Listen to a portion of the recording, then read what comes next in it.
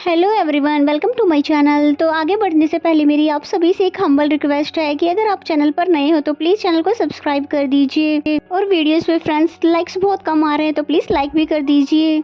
और आपके एक लाइक से मैं मोटिवेट होकर आपके लिए इसी तरह अच्छे ड्रामास ला सकूं। अगर वीडियोस आपको पसंद आ रही है तो अपने फ्रेंड्स के साथ भी शेयर कीजिए। बिना किसी देरी के शुरू करते इस ड्रामा का हिंदी एक्सप्लेनेशन का एपिसोड 11। एपिसोड की स्टार्टिंग में हम देखते हैं कि नैन्सी जुआन को उठाकर लेकर आ रही होती है और बोलती है कि अगर तुम्हारी कल से तबीयत ठीक नहीं थी तो तुमने बताया क्यों नहीं। जिस पे जुआन ने बोला कि तुम तो वैसे भी बहुत ज्यादा बिजी रहती हो, इसलिए मैं अपने हेल्थ के बारे में पता कर तुम्हें परेशान नहीं करना चाहता था। नैन्सी ने बोला कि काम से ज्यादा इम्पोर्टेंट तुम्हारी हेल्थ है, इसलिए तुम आगे से ऐसी कोई भी बात मुझसे मत छुपाना।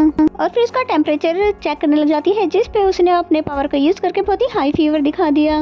लेकिन नैन्सी उसे हॉस्पिटल नहीं ले जा सकती क्योंकि उसकी कोई भी आइडेंटिटी नहीं है, इसलिए फिर घर में ही उसका ख्याल रखने लगी। और फिर उसको सूप दे देती है और कहती है कि मेरे ऑफिस का बहुत सारा काम रह गया है, इसलिए मैं उसे करने जा रही हूँ, इसलिए तुम इसे पीकर सो जाना। फिर जॉन सोच में पड़ जाता है कि अब उसको कैसे रोके, क्योंकि वो बीमार होने का नाटक तो सिर्फ उसको यहाँ पे रोकने के लिए ही कर रहा है। और फिर तभी सूप गिराते हुए अपना हाथ चला लेता है और कहता है मुझे बिल्कुल भी अच्छा फील नहीं हो रहा है, अचानक से चक्कर आ रहे हैं, पता नहीं ये सब कुछ कैसे हो गया। उसके बाद नैन्सी ने उसे और सूप डालकर अपने हाथों से ही पिलाना शुरू कर दिया। फिर ये फिनिश होने के बाद जैसे ही जाने लगती है नैन्सी, तो उसे रोकने के लिए जॉन ने एक नया बहाना बना लिया। अचानक से उसकी नोज ब्लीडिंग देखकर नैन्सी को तो बहुत ज्यादा ही उसकी फिक्र हो गई, जबकि ये सब करके तो जॉन को बहुत ज्यादा मजा आ रहा था। फिर कहता है कि प्लीज मेरे पास ही रुको, अगर तुम्हें जाना है तो मेरे सोने के बाद चली जाना। नैन्सी भी उसकी बात मान जाती है और जॉन मजे मजे से फिर सोने लगता है। और नैन्सी भी उसके सोने का वेट करते करते वहीं पर सो जाती है। और फिर आधी रात को जैसे उसकी आँख खुलती है तो उसे सोता हुआ देखकर वो उसको क्या बताए वहाँ से चली जाती है। एंड देन नेक्स्ट मॉर्निंग का सीन दिखाते हैं जहाँ पर नैन्सी उसके लिए सूप बनाकर ले जा रही थी। और मोम तो उसको देखकर बहुत ज्यादा हैरान थी, क्योंकि आज तक जिस लड़की ने कभी कुकिंग नहीं किया उसको अचानक से कुकिंग का बुखार कैसे चढ़ गया। नेक्स्ट सीन में हमें जुआन को दिखाते हैं जो कि गाने सुनते सुनते बहुत ही मजे से डांस कर रहा था, क्योंकि वो जैसा चाह रहा था वैसा ही हो रहा है। और फिर नैन्सी की आवाज सुनकर तुरंत ही बेड पे लेट जाता है। और फिर जैसे ही नैन्सी अंदर आती है तो उसका टेम्परेचर चेक करती है, क्योंकि अब नॉर्मल आ रहा था। और फिर जुआन कहता है कि ऐसा बुखार मुझे बचपन में भी चढ़ जाता था, अगर कोई मेरा अच्छे से ख्याल रखता है और मेरे पास रहता है और मुझसे अच्छे से बात करता है तो ये जल्दी उतर जाता है। जबकि नैन्सी तो अपने दिल में सोच रही थी कि नोबेल में मैंने इसके बारे में ऐसा कुछ भी नहीं लिखा है। जिस पे नैन्सी बोलती है कि ये तो कोई बड़ी बात नहीं है, तुम एक मिनट रुको मैं वापस आती हूँ। और जुआन तो बहुत ज्यादा खुश हो जाता है कि नैन्सी उसका ख्याल रखने के लिए आज उसी के पास रुकने वाली है। लेकिन नैन्सी तो अपनी मॉम को लेकर आ जाती है, क्योंकि आज मॉम की छुट्टी जो है इसीलिए वो उनका ख्याल रखेगी। नैन्सी मॉम के हवाले जुआन को करके ऑफिस चली जाती है। अब तो जुआन की सम्मत आ गई थी, क्योंकि मॉम के हाथों जो आ गया है मॉम तो उसे ठीक करके ही रहेगी। बेचारा चाहता कुछ और था, पर अब उसका नाटक कुछ ज्यादा ही भारी हो गया उस पे ही। देन नेक्स्ट सीन ऑफिस का दिखाया जाता है, जहाँ पर जैसे ही नैन्सी पहुँचती है तो देखती है उसकी सीट पर बॉस बैठकर उसका इंतजार कर रहे थे। नैन्सी भी उनको बैठा हुआ देखकर समझ जाती है कि इतनी बेसब्री से ये मेरा इंतजार क्यों कर रहे हैं। नैन्सी उसके साथ उसके ऑफिस में आ जाती है, जहाँ पर वो बताता है कि तुमने जैसा बताया था मेरे फ्रेंड ने वैसा ही तो किया था। वो उसको उसकी फेवरेट जगह पेंटिंग एग्जीबिशन में लेकर गया था, लेकिन वहाँ पर भी जाकर वो तो उसकी फीलिंग समझी ही नहीं। जिसपे वो बोलती है कि भला ऐसे कैसे हो सकता है कि एक अडल्ट उसको डेट पर ले गया और उसे कोई फीलिंग ना आई हो। जिसपे जुकिन बोला कि ये पहली बार नहीं हुआ, बल्कि वो तो हर एक बिजनेस मीटिंग में ऐसे साथ में जाते रहे हैं। जिसपे नैन्सी बोलती है ओ गॉड, इसलिए तो उसे कोई फीलिंग नहीं आई।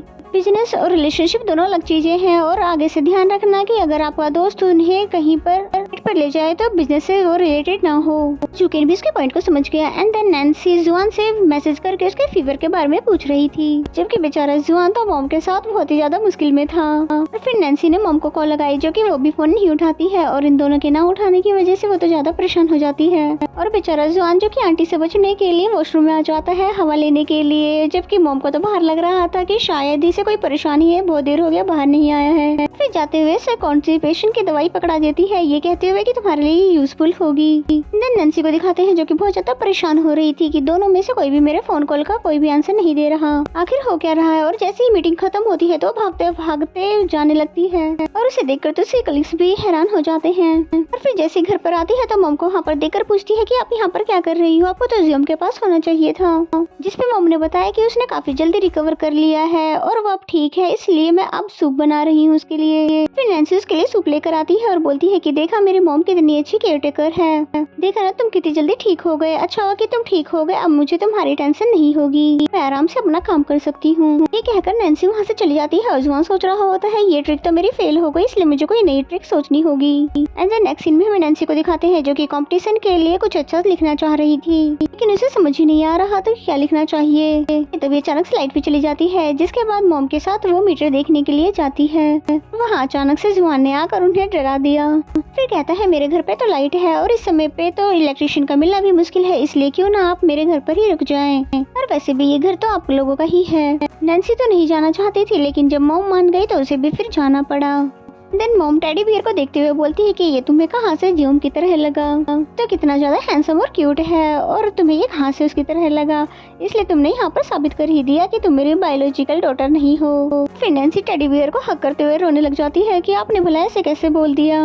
और फिर जब मॉम एक्टिंग करने पर उतर आती है तो नैन्सी की भी बोलती बंद हो जाती है। फिर जैसे ही जुआन आता है तो मॉम उसे थैंक यू कहने लग जाती है कि तुम अभी तो ठीक हुए हो और तुम हमारी भी केयर करने लग गए हो। और नैन्सी भी बोल पड़ती है कि तुम कुछ ज्यादा ही जेंटल नहीं हो गए हो, जबकि बिना कहे तुमने तो रेंट पे भी कर दिया। इस पे मॉम बोलती है कि तुम्हें शर्म नहीं आई इससे रेंट लेते हुए। और फिर जिम को बोलती है कि बेटा अगर आइंदा से इसने तुमसे रेंट लिया तो मुझे बताना, मैं इसे सीधा कर दूंगी। एंड देन नेक्स्ट सीन में ये तीनों कार्ड गेम खेल रहे होते हैं और जिसका एक रूल था कि जो भी हारेगा उसके फोरहेड पर एक स्टिकर लगाया जाएगा। और बेचारा जुआन तो इतनी बार हारा था कि उसके पूरे फोरहेड पे स्टिप ही स्टिप थे। और नैन्सी तो उसको ऐसा देखकर बहुत ज्यादा खुश होती है और यही वजह था कि वो शायद उससे जीतना भी नहीं चाह रहा था। एंड देन नेक्स्ट सीन में हमें जुआन को दिखाते हैं जो कि बहुत ज्यादा खुश नजर आ रहा था, ये सोच करके अब तो नैन्सी यहीं पर रहने वाली है, तो जब मैं चाहूँ उसको देख सकता हूँ। मेरे दिल की तो ख्वाहिश भी पूरी हो गई। एंड देन नेक्स्ट मॉर्निंग का सीन दिखाया जाता है जहाँ पर वो अपने हाथों से इनके लिए ब्रेकफास्ट भी बनाता है। और वैसे जुआन ये सब करके नैन्सी को अपनी फीलिंग बताना चाह रहा था, लेकिन नैन्सी तो उसकी फीलिंग समझती नहीं है, स्टूपिड ही रहती है। उसे थैंक यू कहने के बजाय ये बोलती है कि मैंने इलेक्ट्रिशियन को कॉल कर दिया है, हम बहुत ही जल्दी अपने घर पे चले जाएंगे। लेकिन भला जुआन अब ऐसा होने कैसे देगा, इसलिए उस मसले को इतना ज्यादा बड़ा बना देता है कि अब इलेक्ट्रिशियन को भी कुछ समझ नहीं आता है।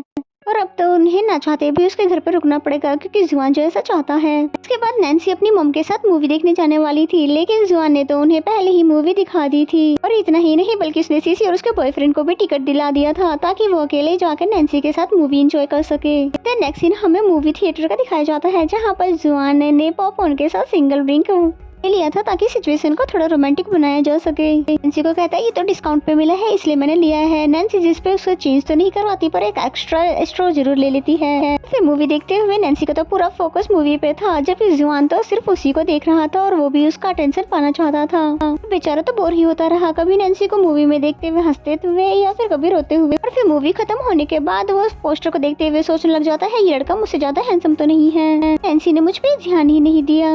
तभी नैन्सी आके उसे डरा देती है और जिस पे जुआन कहता है मुझे तो ये मूवी बिल्कुल भी अच्छी नहीं लगी, इसलिए मैं दूसरी मूवी देखना चाहता हूँ।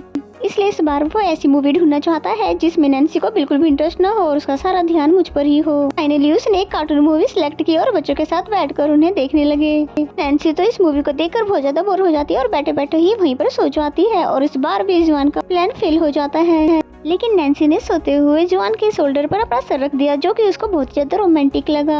जिसके बाद क्या होना था वो प्यार से बस नैन्सी को देखता रहा और यहाँ तक कि मूवी भी खत्म हो जाती है और सभी लोग चले जाते हैं, लेकिन वो नैन्सी को उठाता ही नहीं। तो इसी तरह से काफी देर हो जाती है और जैसे ही थिएटर बंद होने वाला था कि तभी नैन्सी जगती है और पूछती है कि तुमने मुझे उठाया क्यों नहीं। फिर जुआन ने बोला कि तुम तो मजे की नींद सो रही थी इसलिए मैं तुम्हें उठाकर डिस्ट्रैक्ट थोड़ी ना करना चाहता था। फिर जुआन को लगता है उसके पास रहकर वो उसकी मुश्किलें बढ़ा रहा है, लेकिन बेचारा कर भी क्या सकता है, उसके पास रहने पर ही उसको सुकून आता है। फिर वापस आते समय रास्ते में नैन्सी उसको सो जाने की वजह से सॉरी बोलती है और कहती है कि ऐसा इसलिए हुआ क्योंकि कुछ दिनों से मैं सही से सो नहीं पा रही क्योंकि मैं एक इम्पोर्टेंट वर्क कर रही हूँ। जुआन के पूछने पर उसे नहीं बताती है, ये सोचकर कि शायद उसे रोमांटिक चीजें पसंद नहीं है क्योंकि उसे मूवी भी तो पसंद नहीं आई। जिस पर जुआन ने बोला कि आज तक तुमने खुद से कौन सा प्रॉब्लम सॉल्व किया है, हमेशा तो तुम मुझे ही टेलीपोर्ट करती रहती हो, चलो इस प्रॉब्लम के बारे में तुम डायरेक्टली ही मुझे बता दो। जिस पे नैन्सी भी उसे कॉम्पिटिशन के बारे में बता देती है। पहले तो सुनकर जुआन बहुत ज्यादा हैरान हो जाता है कि क्या तुम नॉवेल भी लिख लेती हो।